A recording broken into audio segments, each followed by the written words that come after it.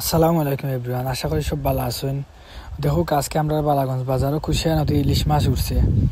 তো চলো আমরা দেখি এগুলো এখন ডাকে বিক্রি হইব, দেখি আমরা কত টাকা বিক্রি হয়। শেষ পর্যন্ত আমরা লগে থাকুকা।